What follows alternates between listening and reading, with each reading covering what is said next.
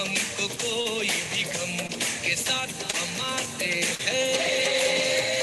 Success support system, ये success support system, success support system, ये success support system.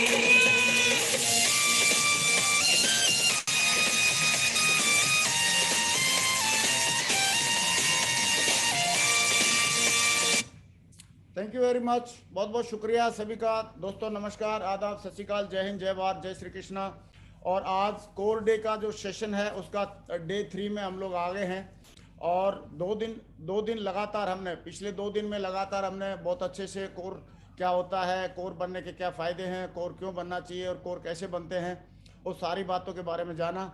और आज अगेन हमारे पास एक मौका है कि हम लोग अगेन उसके बारे में जानेंगे, समझेंगे।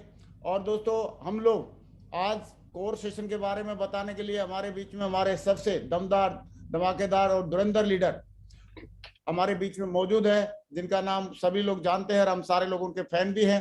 तो दोस्तों आइए बगैर देरी किए उनको हम कॉल करते हैं। एक बहुत जोरदार तालियों से ऊपर हाथ खड़े करके जोरदार तालियों से कॉल करते हैं हमारे great crown ambassador leader mister Devendra Sharma ji. Welcome Devendra thank ji. You very much sir, बहुत बहुत शुक्रिया सर, धन्यवाद सर। Welcome sir. आप सभी का स्वागत है साथियों आज की थर्ड डे कोर मीटिंग में। और 2 दिन से हम लगातार कोर के बारे में बहुत सारी चर्चाएं कर रहे हैं, बहुत सारी बातें कर रहे हैं। तो हमने कोर के 10 स्टेप देखे थे, जल्दी जल्दी दोबारा से मैं बता देता हूँ। 100% यूजर जो कि मिनिमम 100 बीवी परचेज करता हो, या तो खुद के यूज के लिए या तो रीसेल के लिए, knows and follows 8 step of success, इसी पे हम लोग चल रहे हैं। पूरी की पूरी 8 बातों को कवर करेंगे। 10 कॉल करता हो, 3 प्लान देता हो, और टेक प्रेजेंटेशन और ट्रेनिंग। आप प्लान दिखाना आता हो, ट्रेनिंग लेना आता हो, always ready to give testimony, हमेशा टेस्टमनी देने के लिए तैयार रहता हो। अटेंड ऑल फंक्शंस, हमेशा फंक्शंस में जाता हो, मीटिंग सारी की सारी अटेंड करता हो। Read recommended book 30 minute every day, कम से कम 30 मिनट किताब पढ़ता हो। टीम प्लेयर हो, टीम प्लेयर के बारे में हम लोग बात करेंगे। ऑलवेज कीप डेमो प्रोडक्ट, हमेशा अपने पास डेमो प्रोडक्ट रखता हो। और keep all promotional material from system. ये सारी की सारी 10 पॉइंट जो हैं वो एक कोर को कंप्लीट कोर बनाते हैं। हम लोग बार बार आपको बताने की कोशिश कर रहे हैं कि कोर कोई एक ऐसी चीज नहीं है जो कि आपने एक बार परमानेंट उपाधि ले ली। कोर एक ऐसी चीज है जिसको कि आप कुछ स्टेप्स हैं जिनको आप लगातार फॉलो करते हैं तो आप कोर बने रहते हैं। तो कल हमने बहुत सारी चीजें, ड्रीम लिस्ट, इनविटेशन और प्लान तक बात की थी। आज हम लोग बात करेंगे साथियों फॉलो अप के बारे में। फॉलो अप एक ऐसी चीज है जिसमें कि हम जिस भी व्यक्ति को, जिस प्रोस्पेक्ट को अपने साथ लाना चाहते हैं, तो उसको ना से हाँ तक पहुंचाने की जो प्रक्रिया है, यानी हर बंदा हमारे बिजनेस में आने के लिए जो भी उसके सेल्फ छोटे मोटे डाउट रहते हैं, उनको ना से हाँ में कन्वर्ट करने के लिए जो बहुत सारी चीजें हैं जिनको हम जिस तरीके से करते हैं, उस प्रक्रिया को फॉलो अप का रूप दिया गया है। तो फॉलो अप प्लान दिखाने के बाद हर कोई व्यक्ति तुरंत निर्णय नहीं ले पाता, तो उसे दोबारा मिलकर निर्णय लेने में मदद करने को ही फॉलो अप कहते हैं।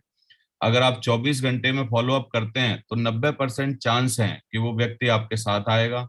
अगर आप 48 घंटे के बाद फॉलो अप करते हैं तो 50% ही चांस बचते हैं। अगर आप 72 घंटे के बाद फॉलो अप करते हैं तो आ भी सकता है और नहीं भी आ सकता है। तो इसका एक स्टैटिक्स है कि हमारा फॉलो अप जो है वो कम से कम 24 घंटे के अंदर ही हो जाना चाहिए। यदि 24 घंटे में नहीं भी हो पाया तो 48 घंटे में मैक्सिमम हो जाना चाहिए। यदि 72 घंटे की तरफ आप उसको लेके जाते हैं तो बोला जाता है कि आपको दोबारा से फिर प्लान दिखाना पड़ेगा, क्योंकि प्लान की बहुत सारी बातें व्यक्ति भूल चुका होता है। तो इसलिए हम लोगों को 24 घंटे के अंदर मैक्सिमम फॉलो अप करने की कोशिश करनी चाहिए। फॉलो अप करने से पहले कुछ बातों का जरूर ध्यान देना चाहिए। प्लान देखने के बाद जो सकारात्मकता निर्माण होती है 72 घंटे से ज्यादा नहीं चलेगी, इस बात का ध्यान दीजिए। तो हमेशा 72 घंटे के अंदर अंदर ही फॉलो अप करिए। 48 घंटे से पहले फॉलो अप करना हमेशा आवश्यक है। आप अपने सक्रिय अपलायन को साथ लेके जाएं, जो भी आप जिसके साथ भी जाते हैं उसको लेके जाएं। यदि आप खुद सच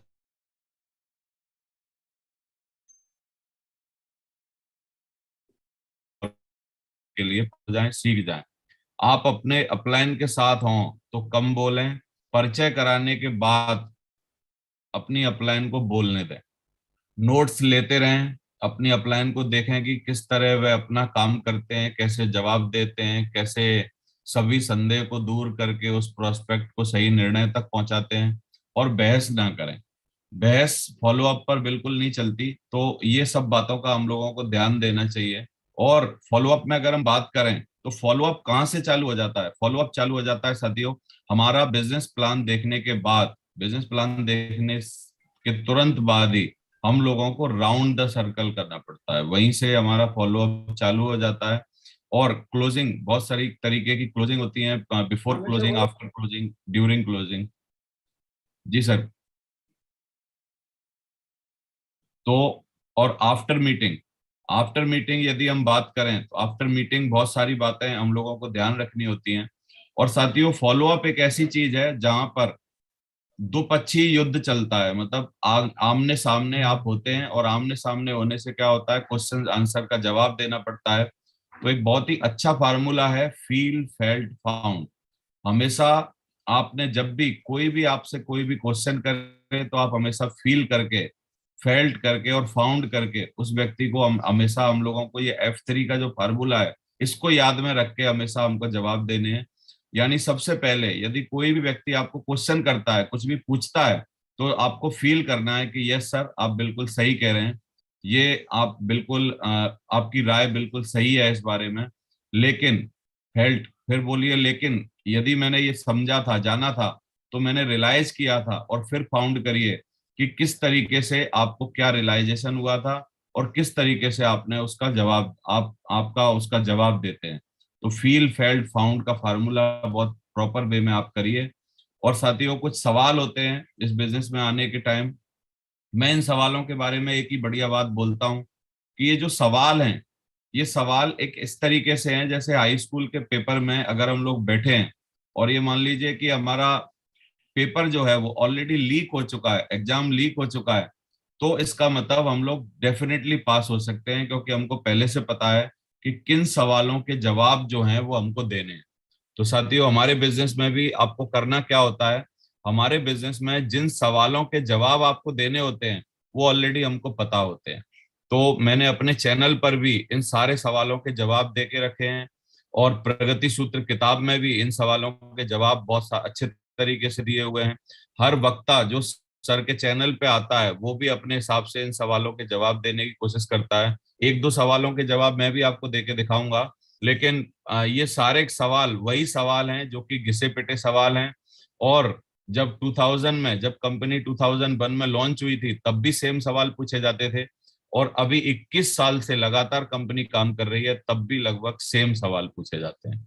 ये सवाल हैं साथियों, मेरे पास पैसे नहीं है, मेरे पास समय नहीं है, मैं दो नहीं बना सकता हूँ, कंपनी भाग गई तो कंपनी पैसे कहाँ से देती है, ये चेन सिस्टम है, ये मेरी हैसियत का काम नहीं है, ऐसी बहुत सारी कंपनी है, ऐसा कुछ नहीं होता है। इस तरीके से लोग इस बिजनेस में बात करते हैं। तो बस इनकी ना को हाँ में कन्वर्ट करने के लिए हमको इन सवालों के जवाब देने होते हैं। और एक बहुत अच्छा स्टेटिक्स है फॉलोअप के बारे में कि 2% sale, 2% sales are made on the first contact. 2% sale ही आपके पहले कॉन्टेक्ट पे कन्वर्ट होती हैं। 3%, 3% sales are made on the second contact. 3% sale second contact पे मेड हो जाती हैं, यानी कंप्लीट हो सकती हैं। 5% sales are made on third contact. 5% sale तीसरे कॉन्टेक्ट पे होती हैं। और साथियों 10% सेल होती हैं जो कि फोर्थ कॉन्टेक्ट पे हो जाती हैं। लेकिन 80% सेल कन्वर्ट होती हैं फिफ्थ टू ट्वेल्थ कॉन्टेक्ट पे।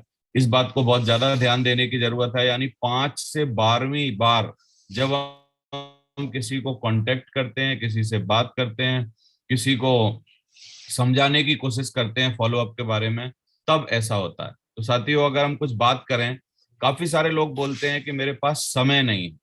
यदि हम समय की बात करें तो वही फील फेल्ट फॉन्ट का फार्मूला आपको ध्यान रखना है। तो आपको मुस्कुराना है, एक लंबी सी स्माइल देनी है कि सर बिल्कुल सही कह रहे हैं, समय तो आपके पास भी नहीं है। और आजकल ज्यादातर ज्यादातर लोग ऐसे हैं जिनके पास बिल्कुल भी समय नहीं है। और जब मैं इस बिजनेस में आया था तब मेरे पास भी समय नहीं था। तो आप इस तरीके से फील करके और फेल्ट कि आप बिल्कुल सही कह रहे हैं, आपको रियलाइज हो रही है ये बात, आपको ये महसूस करा के उसको बोलना है, और बोलना है कि सर यदि आपके पास आज समय नहीं है, तो सबसे पहले तो मैं ये फीलिंग पूछना चाहूंगा कि जब समय नहीं होता है तो आपको जरूर बुरा लगता होगा सर, और अपनी गर्दन भी ऐसे हिलाइए, जरूर आपको बुरा लगता होगा। तो वो बोलेंगे यस, हमको भी बुरा लगता है कि समय नहीं है हमारे पास, क्योंकि सर आजकल आदमी नहीं है, आजकल मशीनें काम कर रही हैं, हम लोग मशीन की तरह हो गए हैं। लेकिन ये जो समय है, मैंने सुना है, मैंने जाना है कि एक इकलौता व्यापार ऐसा है जिस व्यापार में आप पैसे के साथ साथ समय कमाते हैं। यानी इस बिजनेस में समय कमाने के लिए आते हैं और पैसे तो साथ साथ मिलते हैं। तो साथियों, फिर आप उससे पूछिए कि साहब मैं आपको बताना चाहता हूँ कि समय नाम का कांटा हम सबके पैर में चुभा है, क्योंकि समय तो भगवान ने 24 घंटे ही सबको दिए हैं, लेकिन 24 घंटे में से हम 8 से 10 घंटा हम लोग अपना बेच देते हैं कोई नौकरी करने के लिए या कोई काम करने के लिए। बाकी के 8 घंटा हम लोग आराम कर लेते हैं, 2-4 घंटे हम लोग रोजमर्रा की चीजों में अपना निकाल देते हैं, और हमारे पास वर्किंग आवर्स के नाम पर सिर्फ 4 घंटे बचते हैं। और इन 4 घंटों में काफी सारे लोग फेसबुक देखते हैं, काफी सारे लोग व्हाट्सएप देखते हैं, काफी लोग और चीजों में लगे रहते हैं। लेकिन ये प्रोडक्टिव हार जो 4 हार्स आपके पास है, 4 घंटे आपके पास हैं, यदि आप इन 4 घंटों को प्रॉपर वे में अगर 2-3-4 साल तक मैनेज कर सके हैं, 4 घंटा यदि आपने हमको 4 साल तक लगातार दिया, आपने मैनेज किया, तो इस बीच इस बिजनेस में आपकी टीम बन जाएगी। और टीम बनने से क्या होगा, आपके पास समय आएगा। उनको एक स्टैटिक्स बताइए कि यदि आप अकेले काम कर रहे हैं तो आपके पास समय नहीं है, लेकिन 10 लोग यदि आपके साथ काम करेंगे तो थोड़ा थोड़ा समय आपके पास बचने लगेगा, क्योंकि आपकी रिस्पॉन्सिबिलिटी जो है वो 10 लोगों में डिस्ट्रीब्यूट हो जाएगी। यदि 100 लोग काम करेंगे और थोड़ा समय बचेगा, 1000 लोग काम करेंगे और समय बचेगा, और 10,000 लोग काम करने लगे डायमंड बनने के बाद, तो आपके पास समय ही समय होगा, बहुत सारा आपके पास समय होगा। और उनको एक चीज और बताइए कि बिजी रहना कोई बहुत बड़ी अच्छी बात नहीं है। बिजी रहना मतलब क्या है ना, एक तकलीफ का कारण है। और उनको समझाइए कि समय यदि एक ऐसी चीज है कि समय नाम का कांटा हम सबके पैर में चुभा हुआ है। और मैंने समझा है, मैंने जाना है भाई साहब, कि समय नाम का कांटा यदि निकालना है तो कांटा निकालने की टेक्निक पूरी दुनिया में सिर्फ एक ही है। वो क्या है कि कांटा डालना पड़ता है दूसरा कांटा निकालने के लिए, यानी दूसरा कांटा जब तक हम नहीं डालेंगे पहला वाला नहीं निकलेगा। तो ये जो समय नाम का कांटा हमारे पड़ा है, इसको डालने के लिए आप 1-1 2-2 घंटे का और एक्स्ट्रा टाइम निकालिए। आपको थोड़ी सी तकलीफ होगी नई आदतें बनाने में, नई चीजों को करने में, लेकिन इन आदतों को यदि आप बना लेते हैं तो फिर आपके पास आने वाले समय में समय ही समय होगा। तो इस तरीके से हम लोग इन बातों को करके उनको ये जवाब दे सकते हैं। साथियों, मेरे पास पैसे नहीं है, मैं दो नहीं बना सकता हूँ, कंपनी भाग गई तो कंपनी पैसे कहाँ से देती है, चेन सिस्टम है, इन सारी चीजों के प्रॉपर वे में आपको सवालों के जवाब दिए जा चुके हैं। और बहुत बहुत बार अलग अलग स्टाइल से अलग अलग लोगों ने अलग अलग तरीके से समझाए जा चुके हैं। बस इनको समझने की, सीखने की जरूरत है और इन पर प्रैक्टिस करने की जरूरत है। मैं जरूर मानता हूं कि यदि आप प्रैक्टिस करते हैं, प्रगति सूत्र किताब में जाके पढ़ते हैं, सीखते हैं, अपने अपलाइन के साथ रहते हैं, समय क्वेश्चन आंसर का जवाब देना सीखते हैं, तो ये कोई बहुत ऐसी बात नहीं है जो कि आप कर नहीं पाएंगे। आप सिल्वर बनने तक, यानी 10 15 20 25 की टीम बनाने तक, 50 की टीम बनाने तक आप बिल्कुल इस पूरी फॉलोअप की प्रक्रिया में पारंगत हो सकते हैं। और बहुत सारे लोग हैं जिनको फॉलोअप पर किसी दूसरे की जरूरत नहीं होती है। तो आप इस बिजनेस में ड्राइवर बनिए, यानी ये सारे पांचों काम जो आपको list making, invitation, plan, follow up, और आगे हम लोग चल रहे हैं FIM करने पर, ये सारी चीजें आपको सीखनी होंगी साथियों। और इसको सीख के ही आप इस बिजनेस में ड्राइवर बन सकते हैं। बोला गया है कि ऐसी कोई समस्या नहीं जिसका समाधान ना हो। याद रखें, दुनिया में जो भी प्रश्न बने हैं उनका उत्तर भी बना है, इसलिए आप उसको याद रखिए, समझिए, सीखिए, जानिए और करने की कोशिश करिए। लेकिन 3 तरीके का संवाद होता है। एक होता है तर्क, दूसरा होता है वितर्क, तीसरा होता है कुतर्क। यानी तर्क के जवाब दिए जा सकते हैं, वितर्क को भी थोड़ा बहुत समझाया जा सकता है, लेकिन कुछ लोग कुतर्क करते हैं। कुतर्क कई बार लोग आपको भ्रमित करने के लिए करते हैं। कुतर्क वही है कि पहले मुर्गी आई कि पहले अंडा आया। तो कुछ सवाल ऐसे हैं दुनिया में जिनके ना कोई जवाब नहीं बने हैं। तो कुतर्क से हमें बचने की जरूरत है।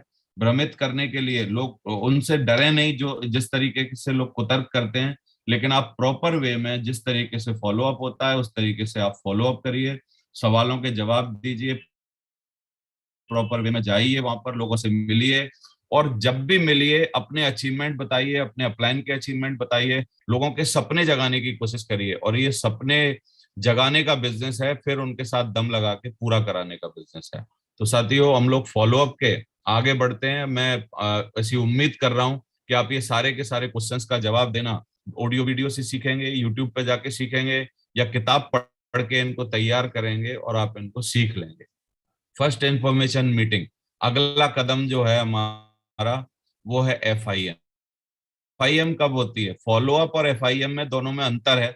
फॉलोअप होता है सेल लेने से पहले और FIM होती है सेल लेने के बाद। यानी फॉलोअप तक बंदा हमारा प्रोस्पेक्ट होता है, यानी वो एसोसिएट नहीं होता। और फर्स्ट इंफॉर्मेशन मीटिंग जब FIM की जाती है तो वो अपने एसोसिएट के साथ की जाती है। तो FIM एक ऐसी प्रक्रिया है जिसमें हम अपने नए एसोसिएट के साथ रिश्ते बनाते हैं, उनको जानने और खुद का परिचय कराने का सबसे अच्छा माध्यम है FIM। जैसी FIM होगी वैसी ही राय बनेगी सिस्टम और सिस्टम कंपनी और हमें लेकर। तो FIM बहुत ज्यादा जरूरी है, क्योंकि पहली बार अब वो हमारे साथ आ तो गया, जो हम चाहते थे कि वो बिजनेस कर ले, बिजनेस ज्वाइन कर ले, वो आ तो गया। अब लेकिन प्रॉपर उसको स्टार्टअप किस तरीके से करवाना है, वही एक FIM में हम लोगों को बता सकते हैं। FIM के बिना नया व्यक्ति ऐसा महसूस करता है कि जैसे पहले दिन जब हम स्कूल जाते हैं तब उसे ऐसा लगता है।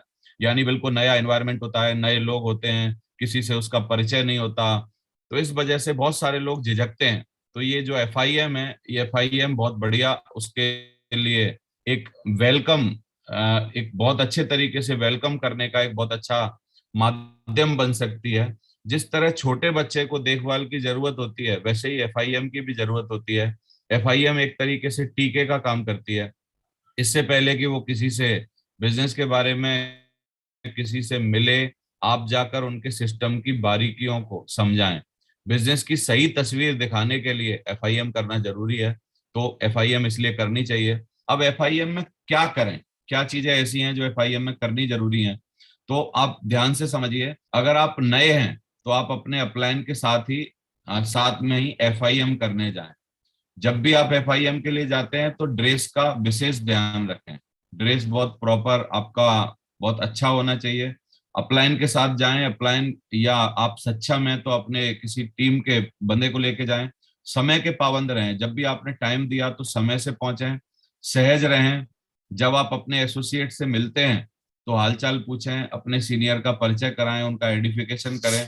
एडिफिकेशन के बारे में भी हम लोग आगे चल के बात करेंगे।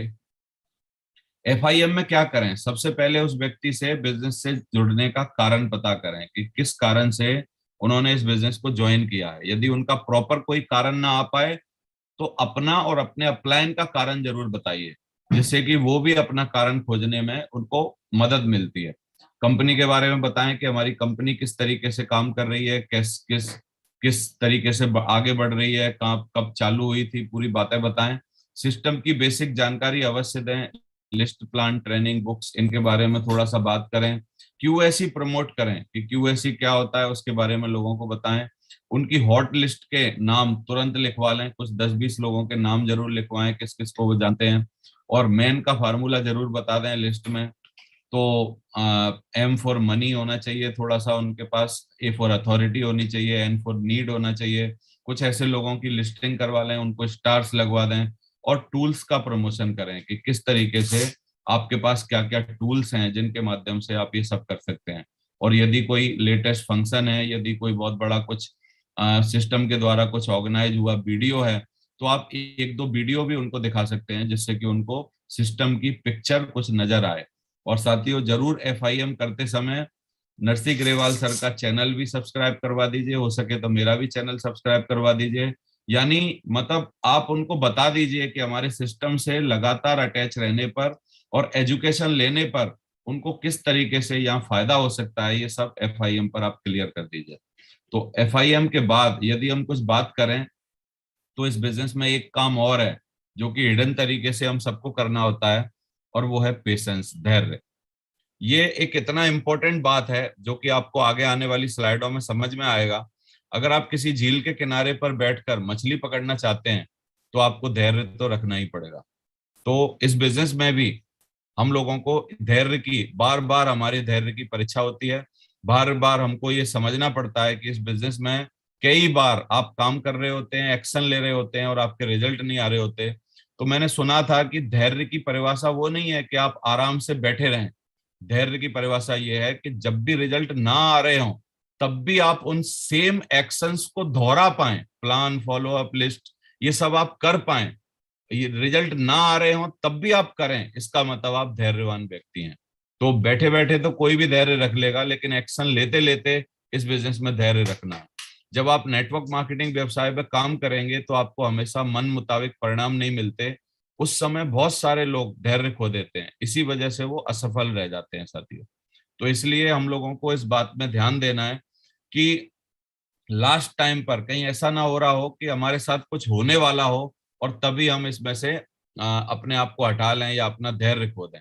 धैर्य क्यों जरूरी है इस बात को भी समझते हैं। हम इस दुनिया में प्रकृति का ही हिस्सा हैं, इसलिए हमको धैर्य रखना जरूरी है। क्योंकि प्रकृति में आपने देखा कि बीज डालेंगे 9 महीने का टाइम लगेगा, और बीज डालेंगे आपको एक सीजन का टाइम लगेगा, यानी 4 महीने का टाइम लगेगा। आपको कोई भी चीज करनी हो, एक एक पर्टिकुलर समय जो होता है वो आपको जरूर देना होता है। प्रकृति के कुछ नियम होते हैं। प्रकृति के नियम भी हैं कि बच्चा एक ही दिन में बड़ा नहीं होता, ग्रो नहीं होता, धीरे धीरे बड़ा होता है। कोई भी चाहे कि मैं बच्चे को खींच खींच के बड़ा करूं, यानी पति पत्नी लगे रहें, तो ऐसे बड़ा नहीं हो सकता। वो अपने एक टाइम पर बड़ा होता है। प्रकृति कुछ भी तुरंत नहीं देती आपको। हम जो बोते हैं वही काटते हैं, लेकिन हम समय पर ही काट सकते हैं, क्योंकि जब समय आएगा तभी आप उन चीजों का फायदा ले सकते हैं साथियों। इंसान को जीवन में धैर्य रखना पड़ता है एक संपूर्ण व्यक्ति बनने के लिए, जैसे बीज को भी मिट्टी में दबना पड़ता है एक विशाल वृक्ष बनने के लिए। तो इसलिए आपको धैर्य रखना इस बिजनेस में बहुत इंपॉर्टेंट है। धैर्य का मतलब आराम करना नहीं है, कार्य करते हुए परिणाम ना मिले तो धैर्य रखना है, उतावले नहीं होना है। इस बात को बहुत सारे हमारे लीडर्स हैं जिन्होंने धैर्य रखा, और सिल्वर और गोल्ड बनने में उनको कई साल लग गए, लेकिन डायमंड बनने में 1-2 साल में ही उन्होंने डायमंड बन के दिखा दिया। तो इस तरीके के बहुत सारे उदाहरण हैं साथियों। अगर आज आप कमाई से ज्यादा मेहनत करते हो तो बहुत जल्द आप मेहनत से ज्यादा कमाई करोगे, ये बात आप जरूर ध्यान रखिए। और हमारे बिजनेस में बहुत से ऐसे उदाहरण हैं जिनकी शुरुआत बहुत अच्छी नहीं रही, जो मैं आपको बता रहा था अभी। 2-4 की टीम बनाने में महीनों का समय लग गया, और उन लोगों ने धैर्य न रखा होता तो आज वो लाखों की टीम के मालिक ना होते। जिस तरीके से आपने बहुत सारे लोगों के बारे में जाना है, एक मास मेलो टेस्ट हुआ था, उसके बारे में थोड़ा सा समझते हैं कि 1960 में वॉल्टर मिसल ने एक कक्षा के 100 बच्चों के ऊपर एक टेस्ट किया। उन्होंने 100 बच्चों को एक जगह बुलाकर उन्हें एक एक मास मेलो दिया, और उनको कहा कि आपको ये मार्शमैलो अगले 15 मिनट तक खाना नहीं। अगर आप ऐसा करोगे तो आपको टॉफी या कुछ अन्य खाने पीने की चीजें और मिलेंगी। 15 मिनट के दौरान उनमें से 7 बच्चों ने तुरंत मार्शमैलो खा लिया, और 82 बच्चों ने मार्शमैलो खाया नहीं, लेकिन उसके बारे में बात करते रहे कि तुम्हारा मार्शमैलो कितना सफेद है, ये कितना बड़ा है। लेकिन इनमें से 11 बच्चे ऐसे थे जिन्होंने वॉल्टर मिसल की बात सुनी और मार्स मेलो को एक साइड में रख दिया और काम में लग गए। फिर जिन 7 बच्चों ने अपना मार्स मेलो खा लिया था उन्हें कोई इनाम नहीं मिला, और बाकी बच्चों को कैंडी और चॉकलेट दे दी गई।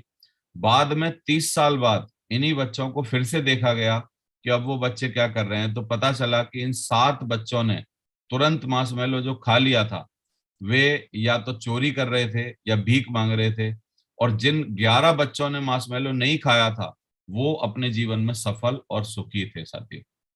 तो धैर्य रखना एक बहुत ही इंपॉर्टेंट चीज है। धैर्य रखना हमको सीखना चाहिए। और धैर्य के बारे में मैं जरूर बोलूंगा, हमारी भी धैर्य रखने की कैपेसिटी कई बार खत्म होती है, टूटने लगती है। लेकिन जब आप बुक्स का सहारा लेते हैं, आप प्लान के साथ रहते हैं, सिस्टम से कनेक्टेड रहते हैं, सिस्टम की एक्टिविटीज में पार्टिसिपेट करते रहते हैं, तो धैर्य रखने के लिए आपका कॉन्फिडेंस भी बहुत बड़ा हो जाता है।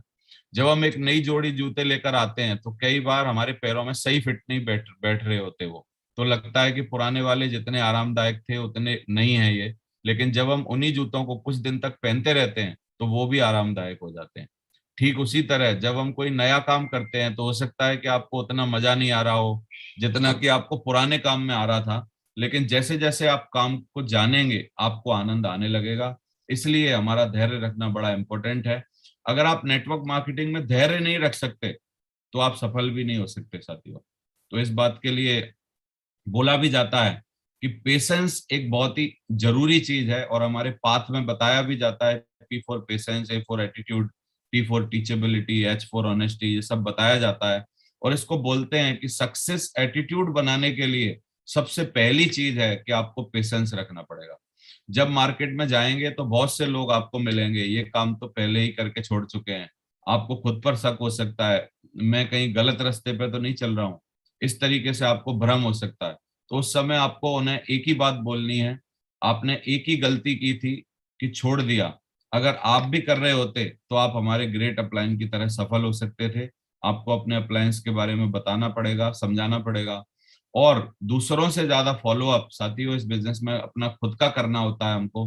क्योंकि मैं मानता हूं कि ये फॉलो अप करने का बिजनेस है, लोगों को समझाने का बिजनेस है, लेकिन मेरी खुद की राय ये है कि ये दूसरों को समझाने से ज्यादा खुद को समझाने का, बार बार खुद का फॉलो अप करने का, हर बार जब भी आपको ऐसा लगे कि आप इस बिजनेस में टूट रहे हैं, तब आपको फॉलो अप करने की जरूरत है। और साथियों बोला जाता है कि जिसने सफलता की चाह रख ली, जिसने सफलता को चाह लिया या सफल होना चाहता है, उसको टूटने और रूठने का हक नहीं होता है साथियों।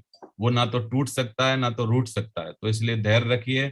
एक अच्छा टीम प्लेयर क्या होता है, अगला पॉइंट यदि हम देखें 8 स्टेप का, तो एक टीम प्लेयर के बारे में यदि हम बात करें, तो एक अच्छे टीम प्लेयर की सबसे बड़ी खासियत होती है उसके अपने अच्छे तरीके से बनाए गए रिश्ते। बोला भी जाता है कि network marketing is only business जहां पर की रिलेशनशिप बहुत ज्यादा काम करती है। यानी ये रिलेशंस बनाने का बिजनेस है, रिलेशंस को बहुत डेवलप करने का बिजनेस है, बहुत अच्छे तरीके से व्यवहार करने का बिजनेस है। तो दूसरों के साथ व्यवहार किस तरीके से करना चाहिए, कुछ बातें हम लोग समझते हैं। Work in team work, team work में किस तरीके से काम करना है, अगर उसकी भी हम बात करें तो आगे से बहुत सारी चीजें टीम वर्क के बारे में और व्यवहार के बारे में हम लोग बात करेंगे। यहाँ पर आप देख रहे हैं पिक्चर में कि किस तरीके से दो दो जो डॉगी हैं एक दूसरे के साथ बंधे हैं, लेकिन वो इतनी डोरी बड़ी नहीं है उनकी कि वो इधर से उधर जा सकें और ये दोनों चीजों को खा सकें। लेकिन वो बहुत मिलके जब ये सोचने की कोशिश करते हैं कि क्या किया जाए, तो दोनों एक तरफ का, दोबारा में दूसरे तरफ का, यानी यूनिटी के साथ टीम वर्क में कुछ भी किया जा सकता है। और बोला जाता है कि माँ की ममता और टीम की क्षमता आप नाप ही नहीं सकते। तो रिश्ते आपके काम करने की जगह पर किस तरीके से होने चाहिए, कुछ कुछ बात समझते हैं। शुरुआती दौर में आपकी नेटवर्क की गतिविधि जैसे पार्ट टाइम शुरू किया जाता है, तब ये बहुत मायने रखता है कि आपके संबंध आपके कार्यालय में कैसे हैं, आपके लोगों के साथ कैसे हैं। तो नेटवर्क में आपके रिश्ते जब आप स्पॉन्सर की जगह हो तो कैसे होने चाहिए। कभी भी बिजनेस को गिर पड़कर प्रमोट ना करें, यानी आप जिसके भी पास गए हैं उससे गिड़गिड़ाएं नहीं, और ये बात ना करें कि आप आ जाओगे तो बहुत अच्छा हो जाएगा, आपके बिना होगा नहीं, इस तरीके से बात ना करें। ये मत कहिए कि आपको बगैर कुछ किए बहुत पैसा मिलेगा, क्योंकि ये एक अच्छे भले किसी भी करने वाले आदमी को बैसाखी पकड़ाने वाली बात होगी कि हमने उसको बैसाखी पकड़ा दी, उसको कुछ करने ही नहीं दिया। और ये बिजनेस एक्चुअली एक्शंस का बिजनेस है, ये बिजनेस करने का बिजनेस है, करके खाने का बिजनेस है। मैं काम करूंगा आप पैसे कमाएंगे ऐसा कहना भी सरासर गलत है। झूठे वादे ना करें किसी के साथ भी। कुछ जानकारी को छिपाना आपको हानि पहुंचा सकता है, ये भी कभी ना करें। किसी निर्णय को अपने निमंत्रण पर ना थोपें, यानी कोई भी किसी तरीके से उसको फोर्स ना करें कि कोई भी जरूरी चीज है या कुछ करना ही पड़ेगा करके ऐसे ना बोलें। किसी की सेल का पैसा ना लगाएं, आप खुद परचेज ना करें, यानी उनको खुद सेल्फ से अपनी इच्छा से इस बिजनेस में आने दें। सीधी सीधी बात करें और ज्यादा अपनी जरूरत ना दिखाएं कि आपको उनकी बहुत ज्यादा जरूरत है, क्योंकि ये आप स्पॉन्सर की जगह हो तो ये सब बातें आपके रिश्ते बनाने में काम करती हैं। जब आप अपलाइन की जगह हो, अपलाइन को याद रखना है, नेटवर्क मार्केटिंग बिजनेस अपलाइन की तरफ झुका हुआ है, तो आप इस बात का ध्यान रखिए। ये इसलिए आप अपलाइन को कुछ शक्तियों का ध्यान रखना है। किस किस शक्तियों का? शक्ति सूचना की, शक्ति सिफारिश की, शक्ति दोहराने की, शक्ति टीम की, शक्ति साथ रहने की, शक्ति आत्मविश्वास की, शक्ति अच्छे माहौल की, शक्ति अच्छी लीडरशिप की, सही आदतों की, ट्रेनिंग की, प्रमोट करने की। तो ये सब अपलाइन के काम है, क्योंकि इन सब बातों से कई बातें ऐसी हैं, इन बातों से, छोटी छोटी बातों से हमारे रिश्तों में गड़बड़ होती है। तो इन बातों को बहुत ज्यादा हमको ध्यान रखने की जरूरत है। जब आप डाउनलाइन की जगह हो, अगर आपकी अपलाइन जरूरत के वक्त आपको तलाश करती है, तो आप सही रास्ते पे हैं। यानी आपकी अपलाइन के मुंह पर हमेशा आपका नाम रहता है, आपके आपसे वो सलाह लेके काम करते हैं, पूछते हैं। अगर आप ये सब सही रास्ते पर आप जा रहे हैं, यदि आपके साथ ऐसा हो रहा है, अपना हाथ बढ़ाएं, सहायता तथा काम करने के लिए किया गया वादा निभाएं। आप अपने अपलाइन द्वारा मिलने वाली सीख का सम्मान करें, जो भी वो आपको समझाएं उसका सम्मान करें। नियमित परामर्श करें, काउंसलिंग करें उनके साथ। हर अपलाइन के प्रति हमेशा ईमानदारी से पेश आएं, कोई बहाना ना बनाएं, झूठ ना बोलें उनके साथ। सीखने के लिए हमेशा तैयार रहें, टीचेबल रहें। अपने स्वास्थ्य का ध्यान रखें, क्योंकि ये बहुत इंपॉर्टेंट है। बोला भी जाता है कि पहला एफ, चाहे वो फाइनेंस हो, चाहे वो फैमिली हो, चाहे वो फ्रीडम हो, उसमें सबसे पहला एस है कि आपकी फिटनेस बहुत इंपॉर्टेंट है साथियों। तो फिटनेस का ध्यान रखें। हंसना सीखिए। अगर अच्छा नहीं बोल सकते तो चुप बैठिए, और किसी चीज की टीका टिप्पणी से दूर रहिए। तो ये सब बातें हम लोगों को धैर्य के लिए ध्यान रखनी होंगी। और जब आप क्रॉस लाइन की जगह हो, क्रॉस लाइन यानी हमारे अपलाइन की लेफ्ट और राइट, जब हम अपलाइन के लेफ्ट और राइट होते हैं, तो दूसरी टीम जो होती है वो हमारी क्रॉस लाइन, यानी किस तरीके से हमारी दूसरी टीम, ब्रदर लाइन आप उसको बोल सकते हैं। तो क्रॉस लाइन बिजनेस का वो हिस्सा है जिसके फायदे भी हैं और घाटे भी। क्रॉस लाइन हमारे चचेरे भाई की तरह होते हैं, वो आप समझ सकते हैं। क्रॉस लाइन के साथ व्यवहार बड़ा सरल है। चाहिए एक प्यार भरी मुस्कान, जानदार कैसे हो, और तुरंत चलो फिर मिलते हैं, हेलो हाय और बाय। बस इतना आपको मुलाकात रखनी चाहिए क्रॉस लाइन से। क्योंकि बहुत सारे लोग क्रॉस लाइन, जो कि दूसरी टीम के लोगों से बहुत ज्यादा संबंध रखते हैं अपने अपलाइन के द्वारा या अपनी डाउनलाइन के द्वारा, तो उनमें नेगेटिव होने के, नेगेटिविटी आने के, इधर उधर की बातें आने के, इधर उधर की चीजों को बहुत ज्यादा आने के उनके दिमाग में मतलब चांस रहते हैं। और कई बार तो लोग इतनी गलती करते हैं कि अपनी क्रॉस लाइन से अपना बिजनेस डिस्कस करते हैं। और इस बिजनेस में बोला जाता है कि कभी भी क्रॉस लाइन के साथ अपना बिजनेस डिस्कस मत करिए। अपना बिजनेस डिस्कस करिए अपने अपलाइन के साथ, और डाउनलाइन की बिजनेस को आप उनको समझाने की कोशिश करिए, और अपने अपलाइन की उनको समझाने में मदद दीजिए।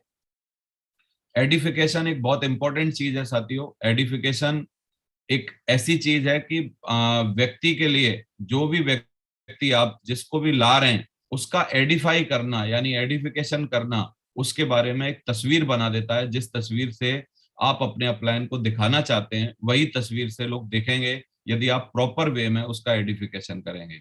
अगर आप दमदार नेटवर्किंग करना चाहते हैं, तो आपको दमदार एडिफिकेशन करना आना चाहिए। तो आप ध्यान दीजिए कि एडिफिकेशन अपलाइन का कैसे कैसे करें। एडिफिकेशन दिल से किया जाना चाहिए हमेशा। कभी भी ऐसा नहीं लगना चाहिए कि आप जरूरी आप थोपी हुई चीजों को कर रहे हैं। अपलाइन की टीका टिप्पणी से दूर रहें, उसकी बात को कभी भी काटना नहीं है। दूसरे किसी व्यक्ति द्वारा अपलाइन की टीका टिप्पणी आपको स्वीकार्य नहीं होनी चाहिए, क्योंकि अपलाइन के बारे में यदि कोई और भी कुछ भी बोल रहा है, तो वहां से आप या तो हट जाइए, या उनको आप मना करिए कि इस तरीके की बातों को आप मत करिए। अगर आपको अपलाइन द्वारा की गई बात रास नहीं है, तो उसका स्पष्टीकरण अपलाइन से मांगे और किसी से नहीं। यानी जिसके द्वारा कुछ भी आपको कुछ गलत लग रहा है, तो उनसे एक बार बोल दें, जिससे उनको एहसास हो कि आपको किस तरीके से फीलिंग आ रही है। यदि उसमें कुछ समझाने लायक होगा तो वो आपको समझाएंगे, और यदि कुछ होगा कि उनको सही करना होगा आपके प्रति, तो वो तुरंत उसको सही करेंगे। आपकी सम्मान की भावना हमेशा अपने अपलाइन के लिए दिखनी चाहिए। आपके व्यवहार से ये साफ दिखना चाहिए कि आपकी अब तक की सफलता आपकी अपनी नहीं है, बल्कि उस सीख की है जो आपने अपनी अपलाइन से मिली है। तो साथियों, ये ग्रेटिट्यूड रखना, और ग्रेटिट्यूड जब हम अपलाइन के प्रति रखते हैं, तो हमारा एडिफिकेशन हमेशा रहेगा ही रहेगा। बोला जाता है ग्रेटिट्यूड का मतलब है, यदि आप किसी के प्रति समर्पित हैं, तो पूरा संपूर्ण विद्रोह खत्म हो जाता है आपके अंदर का, तब आप किसी के प्रति समर्पित हो पाते हैं। ऐसा नहीं हो सकता कि 5% विद्रोह रहेगा और 95% आप समर्पित रहेंगे। ग्रेटिट्यूड का मतलब है 100% आपके अंदर का विद्रोह खत्म हो जाए, तब आप किसी के प्रति समर्पित हो सकते हैं। और जब आप समर्पित हैं, तो बहुत अच्छे तरीके से उनको एडिफाई कर सकते हैं, और भूल कर भी कभी अपने अप्लायंस सिस्टम और कंपनी की बुराई हमको कभी भी नीचे नहीं करनी चाहिए। क्योंकि यदि हम गलती से ऐसा कर रहे हैं, तो हम वो कालिदास की तरह हैं कि जिस डाल पे बैठे हैं उसी डाल को खुद ही काटने की कोशिश कर रहे हैं। और ऐसे व्यक्ति के बारे में बोला जाता है कि वो कुल्हाड़ी पे पैर नहीं मार वो पैर पे कुल्हाड़ी नहीं मारता, वो कुल्हाड़ी पे पैर मार लेता है जो व्यक्ति इस तरीके के काम करता है। एडिफिकेशन अपलाइन का कैसे करें? जब तक आपकी अपलाइन आपकी मदद करने में सक्षम है तब तक उनसे ही परामर्श करें। अपवाद की स्थिति में ही किसी अपलाइन और अपलाइन से संपर्क करें। नियमित रिपोर्टिंग करते रहें। अपलाइन से कदम मिलाकर काम करें। अगर आपकी अपलाइन आपके बिजनेस में रस नहीं रही है, मतलब सही कारण की तलाश करें। यदि आपकी अपलाइन आपके बिजनेस में मतलब इम्पोर्टेंट मतलब ध्यान नहीं दे रही तो सही कारण की तलाश करें, ये आपकी जिम्मेदारी है।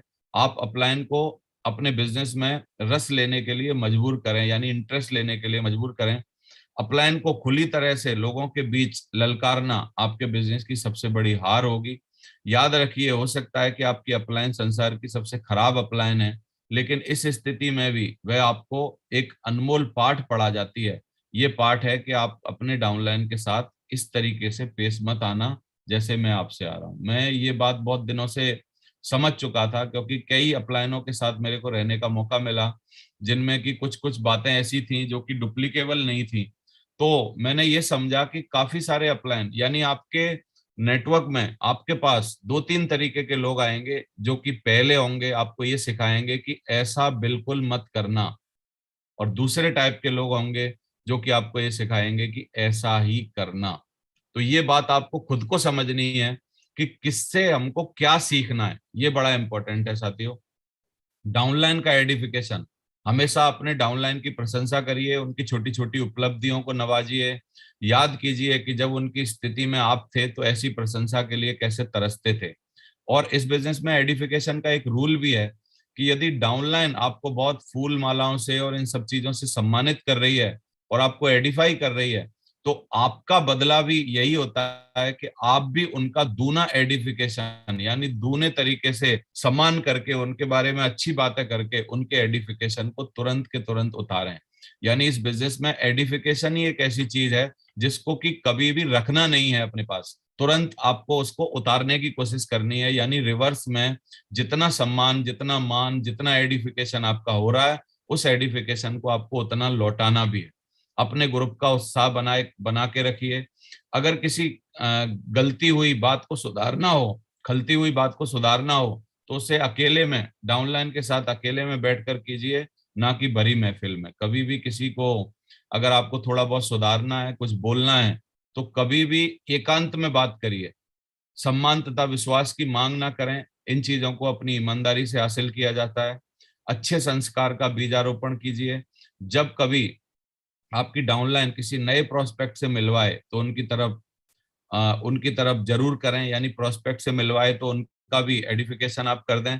डाउनलाइन का एडिफिकेशन आपके बिजनेस का अविभाज्य अंग है, इसे बहुत अच्छे से निभाइए। तो ये बात आपको बहुत ज्यादा ध्यान देनी है।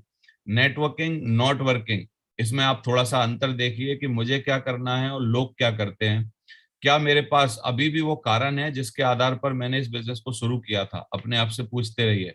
और लोगों के पास पर्याप्त कारण का अभाव है जिसके चलते वो नेटवर्किंग की परिकल्पना की अवहेलना करते हैं। क्या मेरे पास उन लोगों की सूची है जिन्हें मैं आमंत्रित करना चाहता हूँ, यानी लिस्ट है कि नहीं? पर्याप्त कारण के अभाव में वो लिस्ट बनाते ही नहीं है, जो वर्किंग नहीं करते, उनके पास लिस्ट नहीं होती। क्या मेरी निमंत्रण प्रक्रिया सही है? मैं अच्छा इनवाइट करता हूँ? वे निमंत्रण के सफल तरीके नहीं जानते, उनमें उत्साह की कमी रहती है। क्या मेरे गेस्ट के साथ मेरा व्यवहार सम्मान पूर्वक है? वे अपने गेस्ट का निरादर करते हैं और ज्यादातर प्लान अनुपस्थित रहते हैं, प्लान में नहीं आते। क्या मैं अकेला ही फॉलो अप करता हूँ या फिर अपलाइन के साथ? उनका स्वयं में ही रहता है, इसलिए वे सिस्टम को भी फॉलो नहीं करते और अपनी मर्जी से फॉलो अप पर जाते हैं। आगे देखते हैं। क्या मैं लोगों के सेल को खुद से बेचता हूँ? उनके पास ये सब करने का समय नहीं होता है, जो लोग नहीं करते।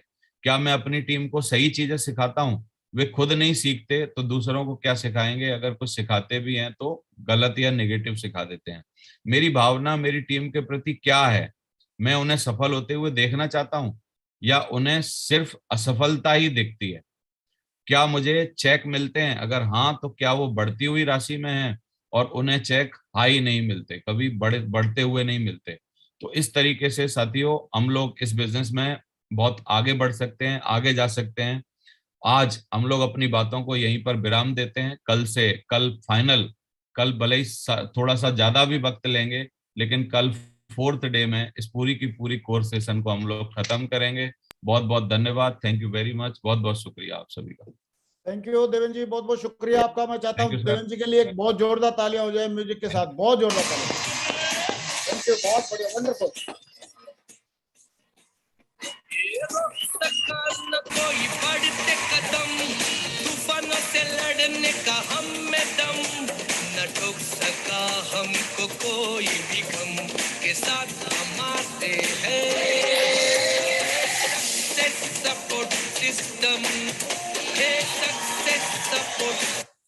Thank you very much. हम सारे के सारे कोर्स सेशन लेने में इतने मंत्रमुग्ध थे, पता ही नहीं चला कैसे टाइम हो गया। 7:15 हो गए हैं और आज सेशन को हम यहीं पे समापन करेंगे।